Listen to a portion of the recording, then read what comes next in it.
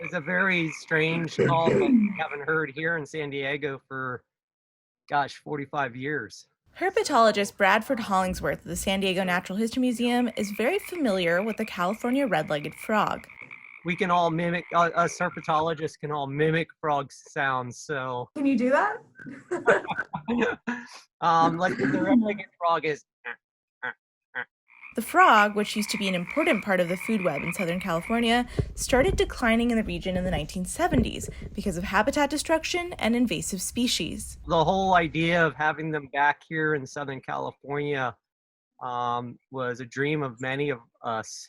In 2006, the museum and federal biologists began studying ways to bring the frog back, and soon they partnered with a nature group in Baja California, Mexico, where the frog population was thriving. In March, the team could finally transport frog eggs across the border for the first time until the COVID-19 pandemic was beginning to shut down the border. In the middle of the project, the museum closed its doors to the public. That was right at that time.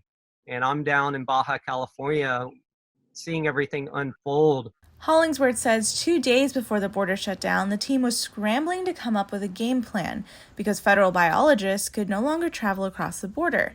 The weather was bad. The storm that was happening at the middle of March was causing all sorts of problems. With some shuffling and travel plans, they were ultimately able to transport the eggs.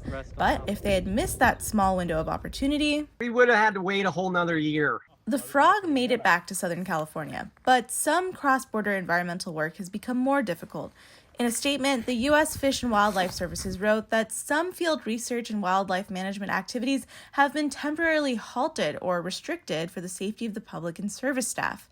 For the red-legged frog, American biologists had partnered with the Mexican nonprofit group Conservación de Fauna del Noreste.